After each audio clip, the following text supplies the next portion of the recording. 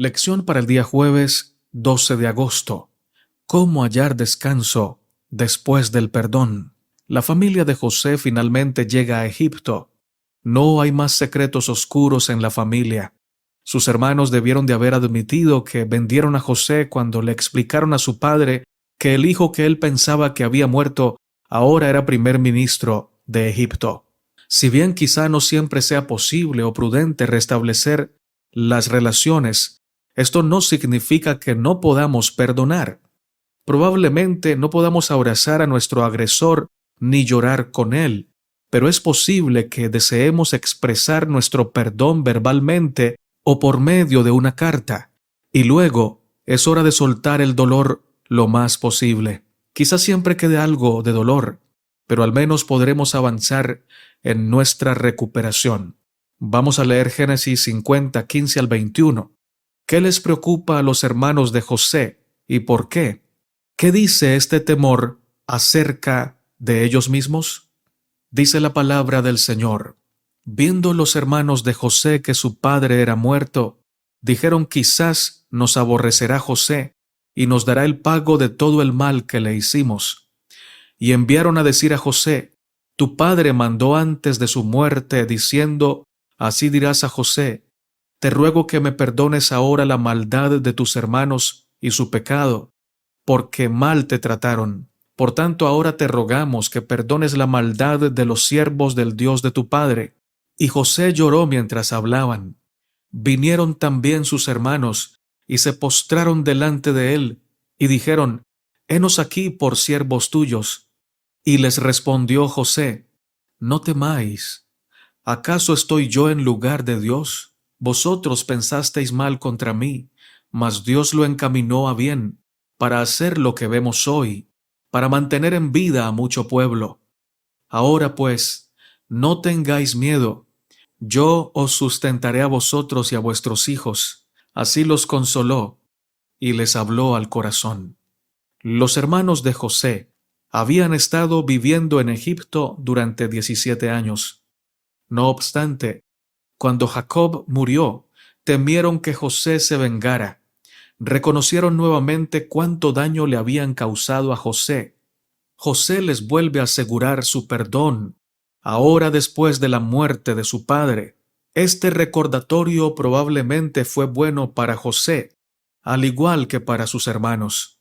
Si la herida es profunda, probablemente tendremos que perdonar muchas veces.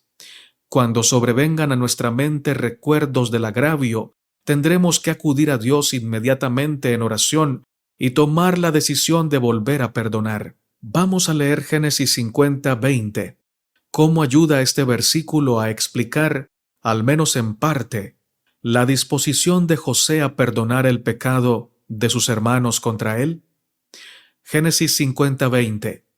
Vosotros pensasteis mal contra mí, mas Dios lo encaminó a bien, para hacer lo que vemos hoy, para mantener en vida a mucho pueblo.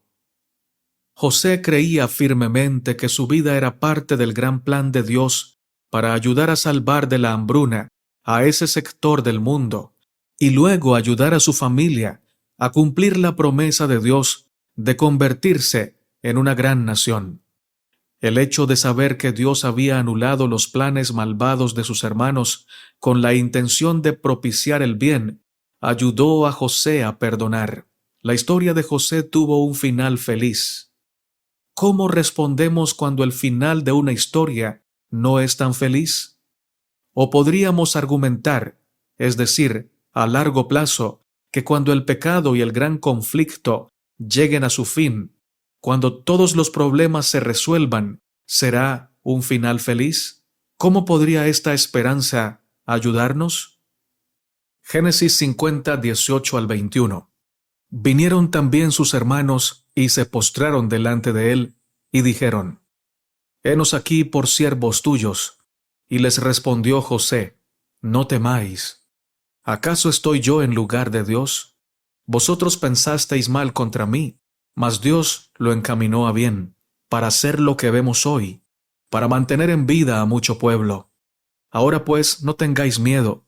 Yo os sustentaré a vosotros y a vuestros hijos. Así los consoló y les habló al corazón. Los hermanos de José lo vendieron y contaron una gran mentira a su padre. No podemos imaginar cuánto dolor sentían al ver sufrir profundamente a su anciano padre y al no poder decirle la verdad de que su hijo no había sido devorado por ninguna bestia salvaje. La conciencia de estos hombres debió causarles muchos dolores por mucho tiempo. Pero Dios obró de formas milagrosas. No permitió que Jacob muriera sin ver nuevamente a su hijo. Tarde o temprano la verdad sale a la luz y los que mintieron se ven obligados a reconocer su mentira.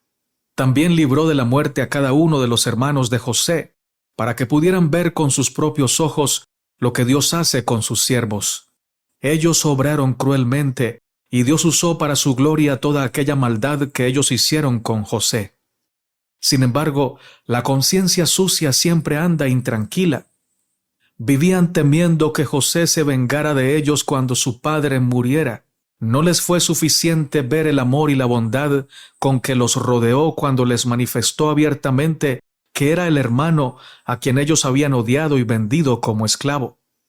Sentían que el pecado que habían cometido contra su hermano era tan grande que no podía ser perdonado tan fácilmente. Y es que el pecador que tiene plena conciencia de su pecado le cuesta creer que puede ser perdonado y declarado inocente. José trataba a sus hermanos como si no lo hubieran vendido, como si no lo hubieran maltratado. No los trataba como merecían sus culpas. Lo mejor que ellos podían hacer era aceptar y agradecer ese perdón, creer que Dios era el que estaba obrando a través de José y vivir una vida nueva bajo el fundamento de ese amor que se les extendía abundante y copiosamente. Así como José le pagó a sus hermanos con el bien cuando ellos le hicieron tanto mal, así como José los trató como hermanos inocentes, amables con él y amorosos con él desde niño, aunque así no fueron, es igual el trato que el Señor nos da a nosotros. Nosotros nos hemos portado mal con Dios. Hemos maltratado a su Hijo. Lo hemos crucificado porque Él murió por culpa de nuestros pecados. Y sin embargo, Dios nos trata con amor, nos paga con el bien cuando nosotros le hemos hecho el mal. La historia de José ilustra la gracia y la misericordia invaluable de Dios para nosotros, que siendo aún pecadores, Cristo nos dio lo que más necesitábamos, la vida eterna. Génesis 5:20 dice: Vosotros pensasteis mal contra mí, mas Dios lo encaminó a bien, para hacer lo que vemos hoy, para mantener en vida a mucho pueblo. El amor cubre multitud de pecados. Esta frase dice mucho en la historia de José. La historia de este varón de Dios nos muestra que mientras más grande sea el amor a Dios, mayor será la capacidad que tengamos para perdonar a los que nos ofenden. Si amamos poco al Señor, no sabremos perdonar ofensas grandes ni ofensas pequeñas. Pero si amamos muchísimo al Señor, sabremos perdonar ofensas pequeñas y ofensas muy grandes, porque la gracia de Dios opera en nosotros y nos mueve a amar, a perdonar y a ayudar. José no podía ignorar cómo Dios había usado cada una de sus circunstancias para cumplir un propósito de gran salvación, de gran bendición. Al mirar atrás a su pasado, pudo ver, aún en la cruel obra que hicieron sus hermanos contra él, un propósito de bendición. El inicio de su tragedia fue también el inicio de su gloriosa historia con Dios. Sin esa experiencia o esas experiencias dolorosas y aleccionadoras, él no podría estar ocupando el cargo que estaba ocupando en ese momento. Su razonamiento espiritual le decía que, si Dios había obrado para bien, en medio de todo ese dolor, sus hermanos debían vivir. Dios no solo lo había guiado a él, también había tenido misericordia de sus hermanos y tenía un plan para ellos en su agenda. Por eso, y porque los amaba, nunca tuvo la intención de vengarse. Dice el libro Camino a Cristo, capítulo 11, párrafo 9. Si venimos a Dios, sintiéndonos desamparados y necesitados, como realmente somos, si venimos con humildad y con la verdadera certidumbre de la fe, le presentamos nuestras necesidades a aquel cuyo conocimiento es infinito, a quien nada se le oculta y quien gobierna todas las cosas por su voluntad y palabra, Él puede y quiere atender nuestro clamor y hacer resplandecer su luz en nuestro corazón. Por la oración sincera, nos ponemos en comunicación con la mente del infinito. Quizás no tengamos al instante ninguna prueba notable de que el rostro de nuestro Redentor está inclinado hacia nosotros con compasión y amor. Sin embargo, es así. No podemos sentir su toque manifiesto, mas su mano nos sustenta con amor y piadosa ternura. Fin de la cita.